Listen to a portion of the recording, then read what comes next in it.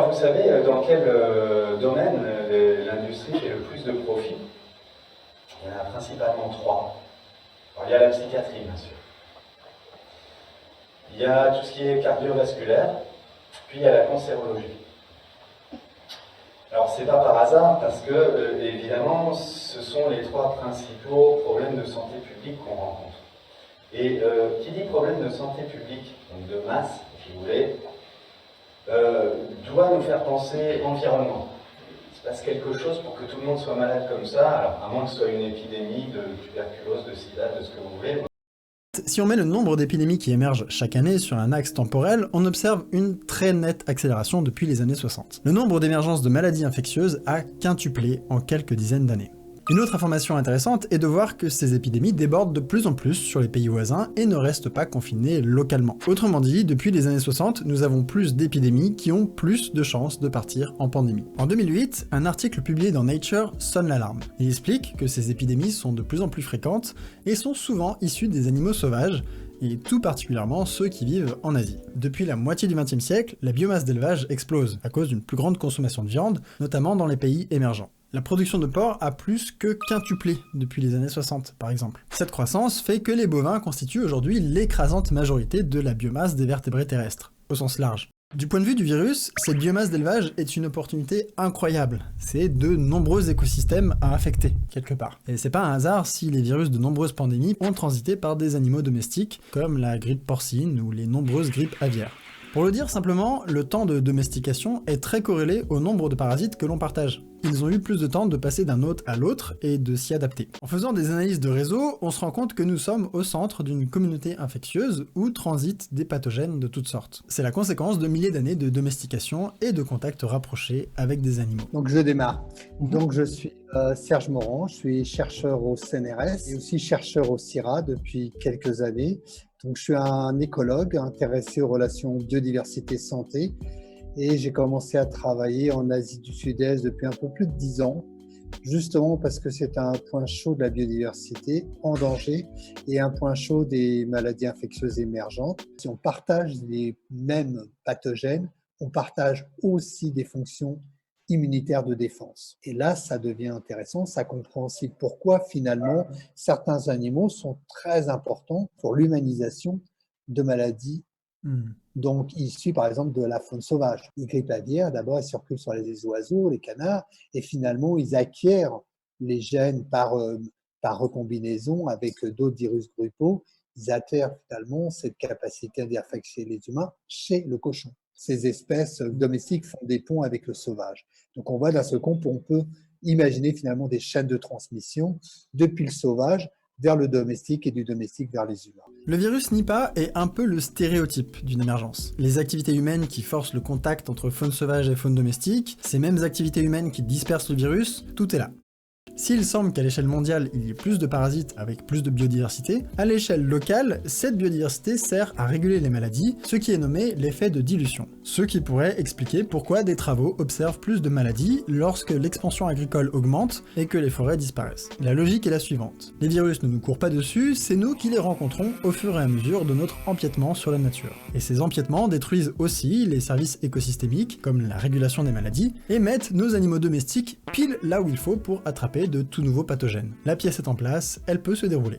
On comprend bien que des situations comme le Nipah ne pourront qu'apparaître de plus en plus fréquemment. L'apparition d'épidémies est une attendue complètement mécanique dans un tel système. Les phénomènes climatiques extrêmes sont de plus en plus courants comme les cyclones ou les feux.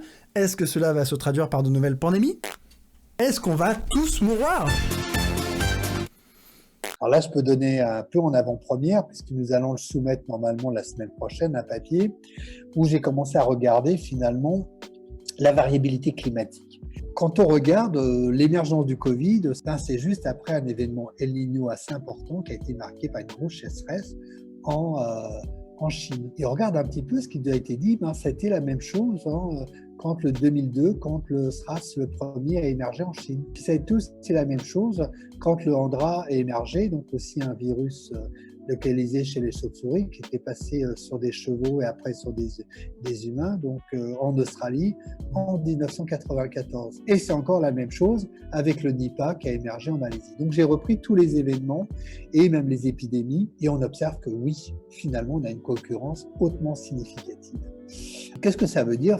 Finalement, ça veut dire que le dérèglement climatique, et notamment par des épisodes de plus en plus intenses, El Niño, La Niña, va nous créer finalement les occasions un peu particulières, finalement anormales, de mise en contact, notamment dans ce cas-là, des chauves-souris avec des animaux domestiques pour la plupart, et donc après des humains. En dehors de ce cadre-là, en fait, de quoi on meurt en France? Je sais pas, il me semble que beaucoup de cancers, beaucoup d'accidents vasculaires, crise cardiaque, infarctus, accident vasculaire cérébral, etc. De suicide, d'alcoolisme, enfin bref, les trois domaines dont je vous parle. Et alors dans ces trois domaines, l'industrie a des solutions médicamenteuses onéreuses et qui sont des médicaments qu'on vous prescrit au long cours. Donc en fin de compte, on peut se dire, alors par exemple, si on sort du domaine de la psychiatrie, alors la psychiatrie, on dit, chez un patient, une patiente qui a déliré, si vous voulez, il doit prendre un antipsychotique au long cours, pareil pour les antidépresseurs, les régulateurs d'humeur, etc. Bref, je passe. Mais dans le domaine cardiovasculaire, par exemple, tous les hypocholestérolémiens, les médicaments pour faire baisser le taux de cholestérol, par exemple, il n'y avait pas ça avant. Le cholestérol, ça existait déjà. Les médicaments, vous savez, il y en a même qui ont été de vrais scandales sanitaires, comme le Mediator, qui était fait comme un médicament adjuvant pour diabétique, alors que en fait c'était un anorexigène. Bref. Oui, toutes les pathologies cardiovasculaires, elles sont aussi liées à des causes environnementales. Par exemple, tout ce qui est lié à la malbouffe. Vous savez que dans les aliments de l'industrie agroalimentaire, c'est bourré de sucre et bourré de sel. Hypertension artérielle, diabète, obésité, enfin, total.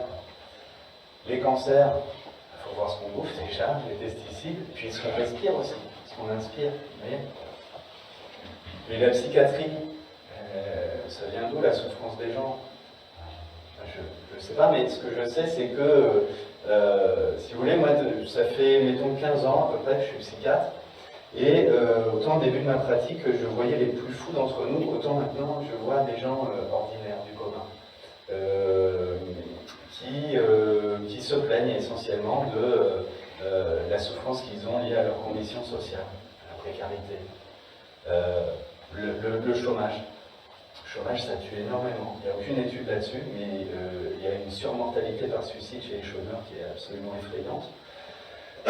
Et le travail, tout simplement, souffrance au travail, ça vous dit quelque chose. En gros, le capitalisme, il nous produit les maladies et puis il nous vend des médicaments qui vont avec, la boucle est bouclée.